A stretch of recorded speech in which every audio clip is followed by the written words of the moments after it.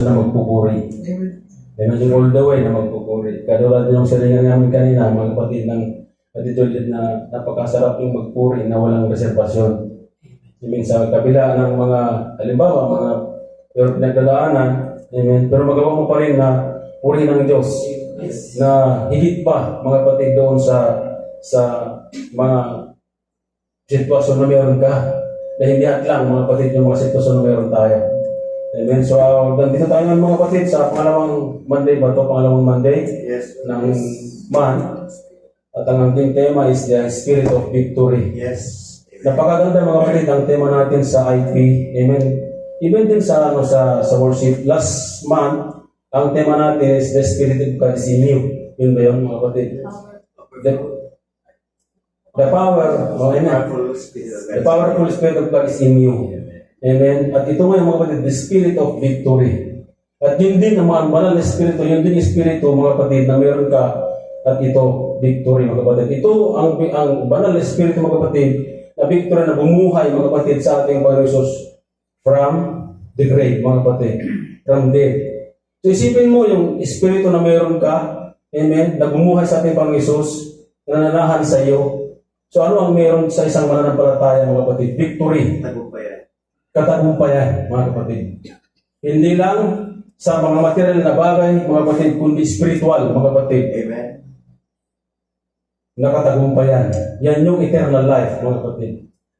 Isipin natin, so ang tanong dito, amen, ang templo ba ng Diyos ay buo? Siya ba ang nakatira sa templo niya ngayon sa atin? Yun yung pinakatanong doon eh. Nandyan ang Banal Espiritu, amen. Anytime, the moment, mga kapatid, na tinanggap mo ang ating Panginoong Hesus ng totohanan, nandyan na sa iyo ang Banal Espiritu. The powerful Spirit of God is in you, and the Spirit of victory is in you. It's the same Spirit, mga kapatid. So the question is, yung templo niya, mga kapatid, na mananahan dapat siya, buo ba siya? Amen?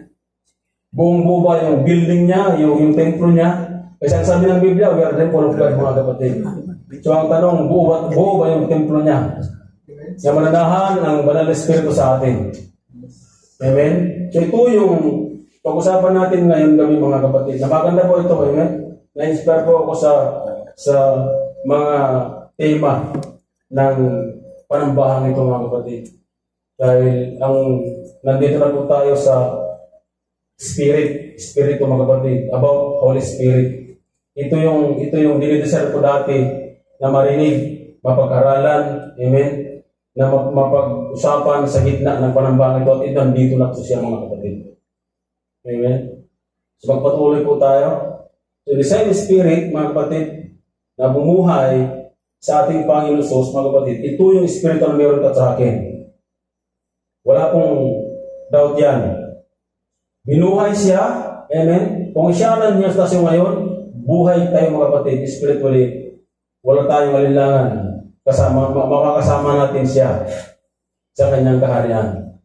Amen. So ang text natin, dito sa Zechariah, amen, 4:6-7, sabi dyan, so he answered and said to me, this is the word of the Lord to Zerubbabel. Ito, pumamalit yung panalita ni si Zechariah na ipaparating kay Zerubbabel na galing sa Diyos.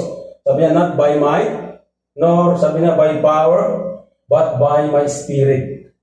Amen. So, ang buhay natin mga kapatid bilang Kristiyano, hindi ito napabatay sa material na bagay na meron ka. Ito is about kapatid, with the power of the Holy Spirit na meron ka sa akin.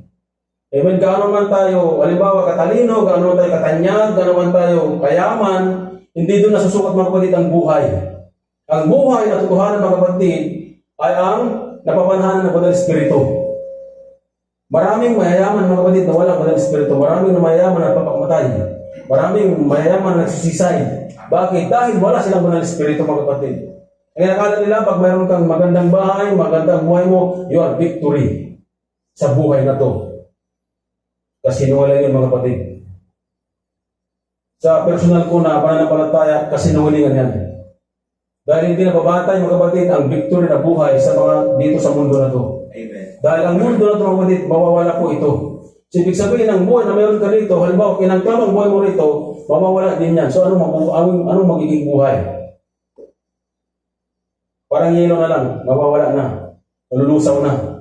Amen. Pero kung ang banal na Espiritu, mga kapatid, ang nananahan sa iyo, sabi niya dyan, not by might, nor but by power, but by my Spirit. Amen. At ito, mga kapatid, meron tayong responsibilidad din. Amen. To build ang templo ng Diyos. To build a temple, mga kapatid.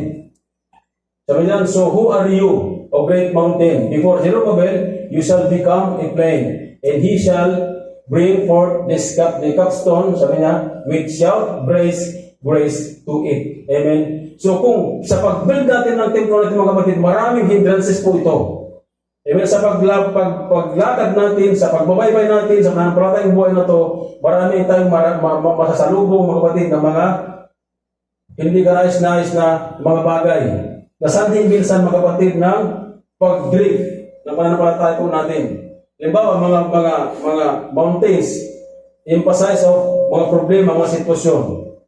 So kung gaano man kalaki ang sitwasyon mo, mga kapatid, ang problema mo, ang mountains mo, ano ang mangyayari? Abante ka ba o atras ka?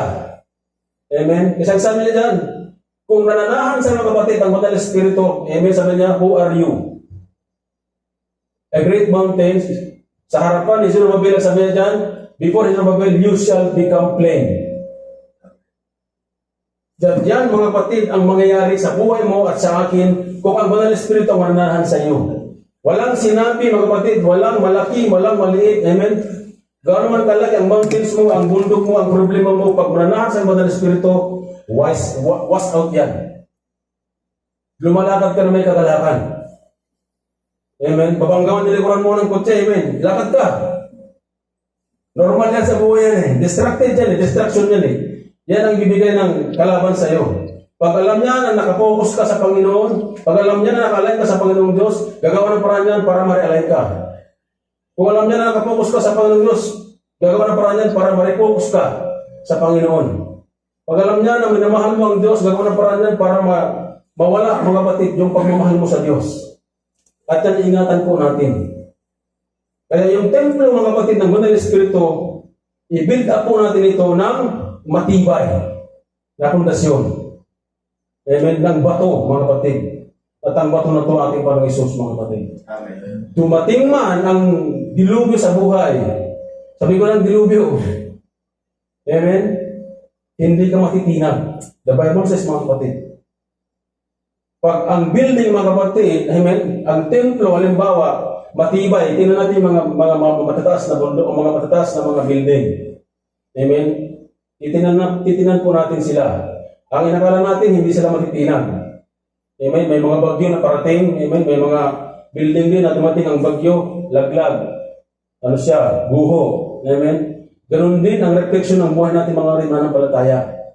Hindi minsan lahat matibay. Meron minsan bibigay. Meron din minsan konting sira. Amen. At hindi mo na matagpuan sa gawain. Kaya ang templo, mga kapatid, na dapat na meron tayo, firm ito. Nakapuntasin ito sa bato, mga kapatid. At ang dapat na meron dito, nakatago dito, mga kapatid, manamanahan dito ang banal na Espiritu ng Diyos. Ang banal na Espiritu. Na anuman ang dumating, manaligang tayo. Sitwasyon yan sa pamilya mo, anuman klaseng sitwasyon ang meron ka. Sabihan, who are you, O great mountain? Sino ka?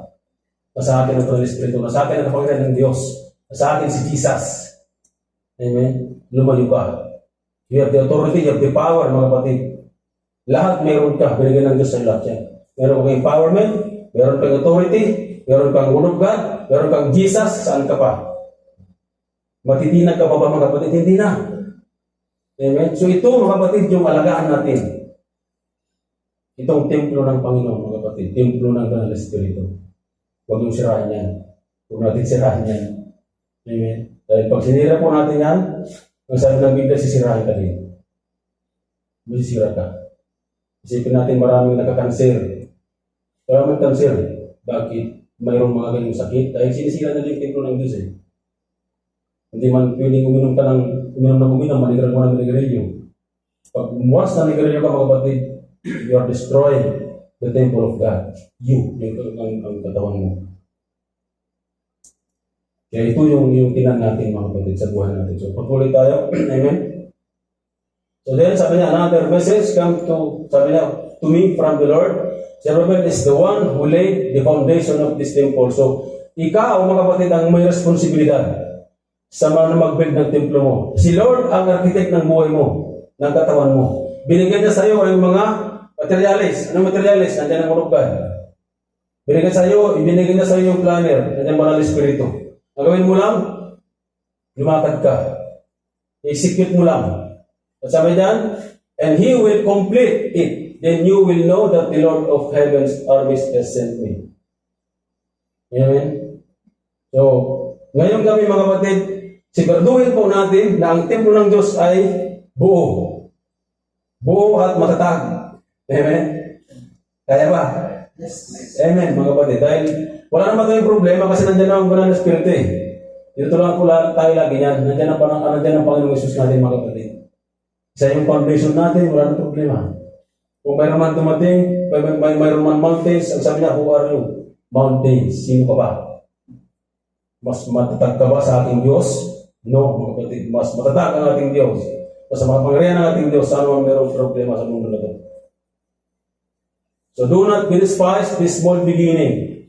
For the Lord rejoice to see the work begins. Amen? Kung hindi man buo, mga kapatid, yung templo ngayon ng Diyos, umaksyon ka, amen? At pag makita ng Diyos mga kapatid na magpapatuloy ka to build up ang kanyang templo, ang sabi niya dyan, the Lord rejoices to see the work begins. To see the plumb line in the Jerusaleme's hands. Amen? So ang title po natin, The Spirit of Victory in the Believer. Ano ang meron mga kapatid sa tao, sa mananampalataya na ang nananahan sa kanya ay yung Spirit of Victory. Ang banal na Spirit mga kapatid. Yung Espiritu ng ating Panginoon Jesus, Espiritu ng Diyos, mga kapatid, na bumuhay sa ating Panginoon Jesus from the grave. Amen. Ano ang meron sa isang mananampalataya? Ikaw at ako anong meron? Pag yan ang nananahan sa atin. Amen. Ang number one, the assurance of overcoming the world. Sa mundo na ito, mga kapatid, maraming distraction po dito. Walang binibigay ang mundo na ito na maganda para sa iyo. Ang binibigay ng mundo para sa dito, mga kapatid, distraction yan. Kalituhan yan. Ang bibigay sa iyo yan. Pansamantalang kaligayahan. Amen? Pero hindi na magtatagal yan. Sabi niyan sa Ezra 4, sabi niya dyan, then with a show of strength, they forced the Jews to stop building. Ito yung Ezra 4 mga kapatid. Ito yung sina Zerubbabel na natasan sila. Napagkatiwalaan sila to build a temple. Amen. At kung mamaya, pag tapos ito, basahin po natin ito, Ezra, chapter 4. Maganda ito mga kapatid. Marami silang opposition din. Amen. Katulad din sa buhay natin, mananampalataya. Maraming opposition yan. Kaya sabi niya then with a show of strength, they forced the Jews to stop building. Marami mga kapatid ang opposition yan sa buhay natin mananampalataya. Sa paglakad natin sa mundo na ito, maraming opposition yan. Hindi yan mawawala yan. At ang mahirap pa rito, sabihin ko sa ito, ang kapatid mo mo ang ka-distraction mo. Wala naman iba, hindi sa mga ibang lahi, sa trabaho mo, meron ka siguro. Hindi naman pupunta mga taga-rasa rito para i-distract ka eh. Tayo, ikaw, at ako. Ang distraction dyan. Amen? And sabi niya, so the work on the temple of God in Jerusalem had stopped. Pag dumating mga kapatid, ang halimbawa, mga distraction, may mga mananampalataya na hindi mo makatagpuan sa gawain. At kung nasa iyo ang banal na Espiritu, ang sabi niya, the assurance of overcoming the world, hindi mo yan mga kapatid pakikailaman. Dahil ang focus mo lang ang Panginoong Jesus natin. Ang nananahan sa iyo, banal na Espiritu, matibay itong templo na to. Kaya anuman nung dumating, amen, ipa-stop ka man, walang saysayan. Tutuloy ka pa rin. Dahil nananahan sa iyo ang kapangyarihan ng Diyos. Meron kang authority, meron kang empowerment, word of God, mga kapatid, meron kang word of God. So ano yung babaybayin mo sa buhay na to? pananampalataya, matibay ka mga kapatid. Amen? In Romans, sabi niya, 8:37, sa lahat ng nangyayari itong mga distraction na ito, Romans 8:37 sabi, yet all these things, we are more than conquerors through Him who loved us. Sa lahat ng distraction na meron ka, ang sabi ng Romans, yet all these things, we are all more than conquerors through Him who loved us. Sino yung nagmamahal sa atin mga kapatid? Is Jesus. So walang sinabi mga kapatid ang mga distraction na yan. Walang sinabi mga problema na yan. Walang sinabi mga sitwasyon na yan. Kung mayroon tong Jesus, nasa iyo banal na Espiritu mga kapatid, matibay ka. Walang sino man mag-distract sa iyo. You conquer all. You are more than. Hindi lang conquer, more than conqueror ka pa. Through Him who loved us mga kapatid is Jesus. And sabi niya, 1 John 5:4-5, sabi niya dyan, for whatever is the born of God, whatever is born of God overcomes the world. Kung anak ka ng Diyos sa tuhanan, mga kapatid, you have the assurance of overcoming the world. 1 John, sabi niya dyan, for whatever, sabi niya, is born of God, overcome the world. And this is the victory that has overcome the world, our faith. Who is, sabi niya, he who overcome the world, but who, sabi niya, believes that Jesus is the Son of God. Do you believe, mga kapatid, that Jesus is the Son of God? Naniniwala ka ba na nananahan sa iyo ang kanyang banal Espiritu? Amen, mga kapatid. Jesus, mga kapatid, is dwells in you. Nananahan sa iyo. Through the person of the Holy Spirit. Do you agree? Kaya matibay ang isang mananampalataya, mga kapatid. Yan ang meron, mga kapatid, sa isang mananampalataya. Mayroon kang assurance. Mayroon kang kapangyarihan. Mayroon kang authority to overcome the world. Ano man distraction na mayroon ka, gano'n man kalala ang sitwasyon mo, mga kapatid, gano'n man kalala ang problema mo, meron kang assurance dahil meron kang authority and empowerment of the Holy Spirit. Sabi sa John 16:33, ito mga kapatid, inassure ng ating Diyos na hindi tayo malulumbay. Ang sabi dyan, I have told you all this, sabi niya, so that you may have peace in me. Kaya tayo magkaroon ng kapayapaan sa ating Panginoon Jesus, hindi sa mundo na to. In me, ang sabi ng Diyos. Sabi ng Panginoon, sabi niya, here on earth, you will have many trials and sorrow. Sabi niya, but take heart, because I have overcome the world.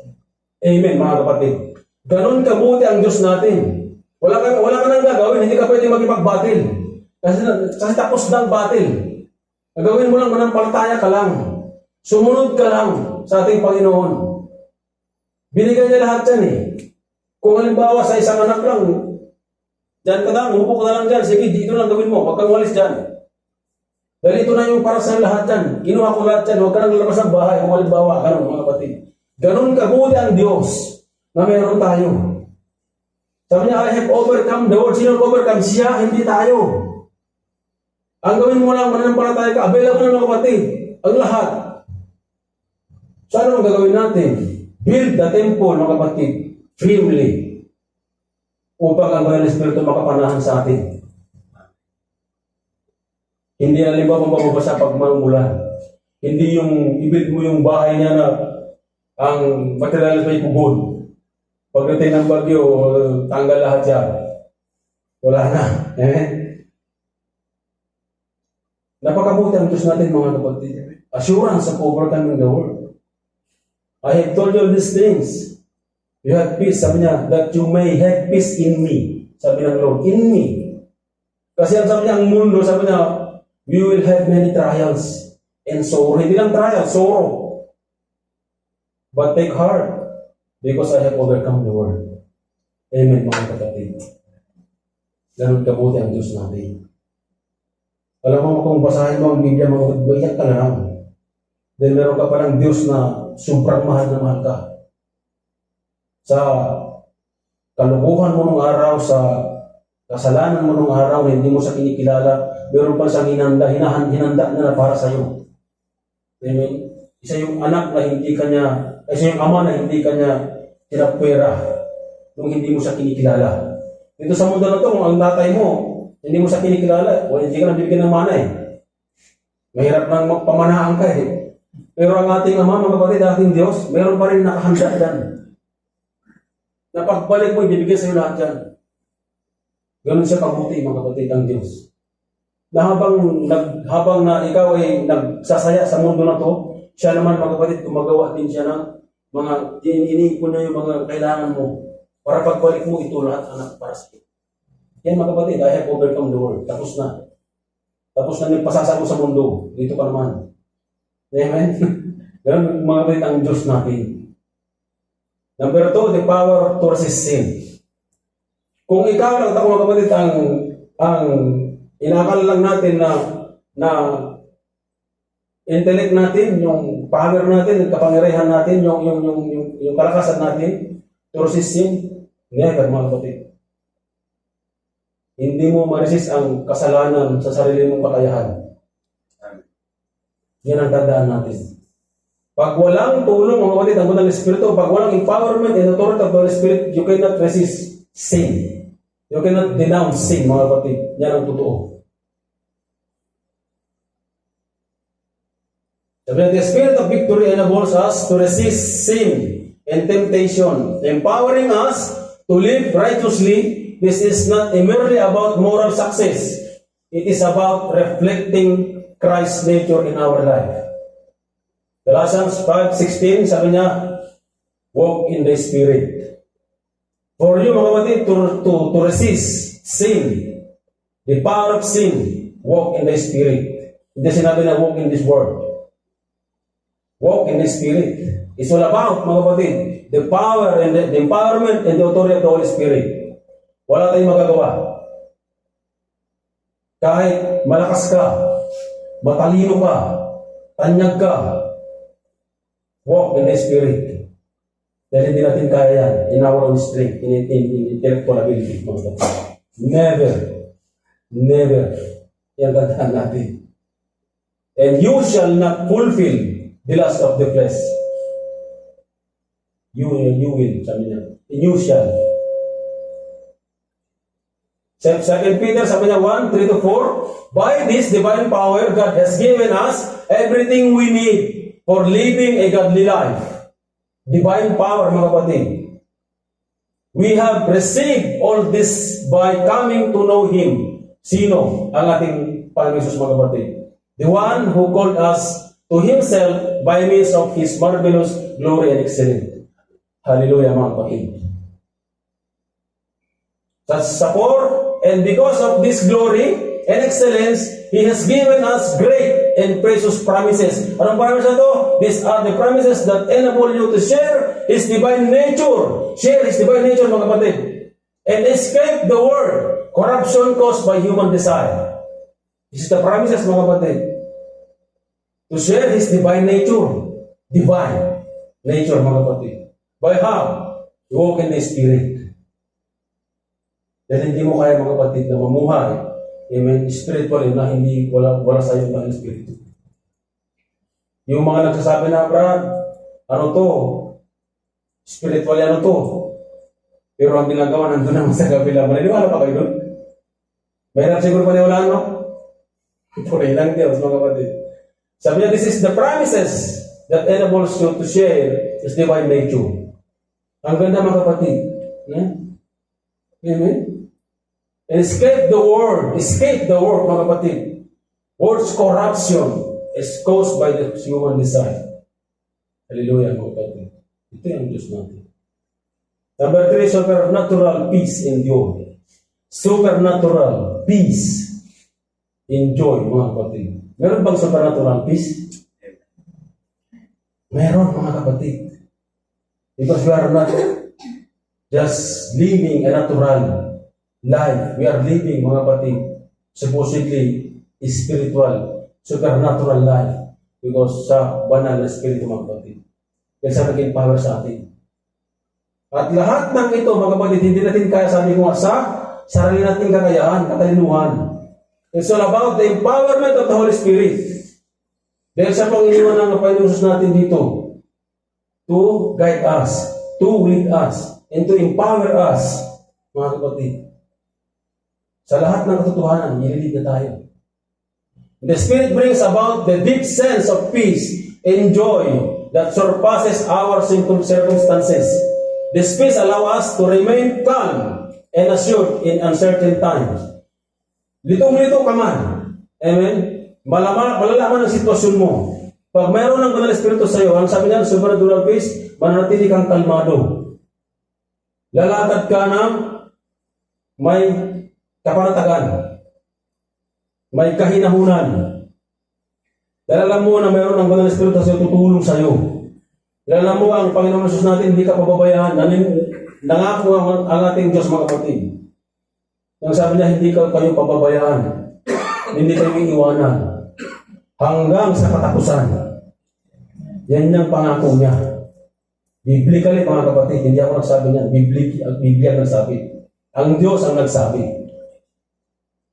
In Isaiah, sabi niya, 54:10, though the mountains be shaken and the hills be removed, yet my unfailing love for you will not be shaken, nor my covenant of peace be removed, says the Lord who has compassion on you.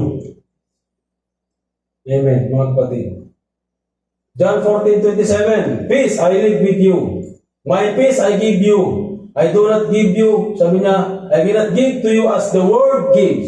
Ano yung bibigyan ng mundo na nakapayapaan, mga kapatid?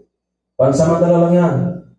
Kahit pupunta ka pa sa pinakamagandang lugar sa mundo na to, pinakamagandang resource, beach, lugar, saan man sa mundo na to, mga kapatid, hindi yan bibigay ng yung kapayapaan na binigay ng Lord sa atin. Dahil sabi niya, peace I live with you. Peace I live with you. Sabi niya, my peace I give you. Hindi lang basta iniwan, binigay niya. Sabi niya dyan, I do not give to you as the world gives. Do not let your heart be troubled. And do not be afraid. Huwag kayong mamahala. Huwag kayong mabagabang. Huwag kayong matakot. Dahil anuman, sabi ng Lord, anuman yung mga pinagdadaanan mo ngayon, anuman yung mga troubles mo ngayon, anuman sitwasyon mo ngayon, meron ka kapayapaan sa akin, anak. Lumapit ka lang sa akin, sabi ng Lord. At pagpapahayin kita. Ang ganda, no? Amen. Gusto niyo yun? Lumapit sa Lord? Amen, mga kapatid. Kasi wala man tayong maglalapitan, kundi ang Diyos, eh. And Philippians, sabi niya 4:6, sabi niya, be anxious for nothing. But in everything by prayer and supplication with thanksgiving, let your requests, sabi niya, be made known to God. Be made known to God, mga kapatid. Ipalam natin sa Kanya. Do alam niya, mga kapatid, yung mga kailangan natin. Alam niya kung anong meron ka sa akin, anong meron kang sitwasyon sa akin. Pero ang sabi niya, be made known to God. Manalangin ka. Sumamba ka. Lumuhod ka. Magpuri ka. At yan ang nais ng Diyos, mga kapatid. Kasi sabi niya, be made known to God. Be made known to me, anak ng problema mo. Sabi mo sa akin, makipag-usap ka. Settle natin yan, halika. Biblically, mga kapatid, sinabi ng Lord yan, come and settle down. Ano man meron ka. And the peace of God, sabi niya, peace na naman. Amen? Which surpasses all understanding will guard your heart and minds through Christ Jesus. Sino, mga kapatid? Jesus. Ganda, no? Amen? Conclusion na tayo. Hallelujah. Gusto ko pa sana eh. Kailang, 30 na. Sa lahat ng ito, mga kapatid, conclusion tayo, put God at the center of everything. Sa lahat ng meron ka, put God first. Put God at the center of everything. Lahat. Ilagay mo ang ating Panginoong Hesus. In Zechariah 4:6-7, mga kapatid, serve as a powerful reminders of the importance of relying on God's Spirit rather than our strength, and encourage us to face obstacles with faith, recognize, and grace that empower us. Amen? Acts 1:8, but you will receive Sino, ano ang ma-receive mo? Power when the Holy Spirit comes on you. Power, mga kapatid. Meron kang authority. Meron kang kapangyarihan. Dahil empower ka ng Banal na Espiritu when the moment, mga kapatid, na tinanggap mo ang kanyang anak, ang ating Panginoong Jesus, nasa iyo na yan. Amen. Ngayon, ingatan mo ang kanyang templo. Build His temple, mga kapatid. Huwag mong sirain yan. Kasi sisirain ka yan. Kasi pag sinira mo yan, mga kapatid, ang sabi ng Biblia, don't grieve the Holy Spirit. Don't quench the Holy Spirit. Malulumbay siya. Kasi hindi siya makapag-penetrate sa buhay mo. Hindi niya may bigay, mga kapatid, yung galing sa Diyos na mensahe para sa iyo. Sabi niya, and you will be my witness in Jerusalem, and all Judea and Samaria, and all the end of the earth. Amen, mga kapatid. Amen. Tayo tumayo.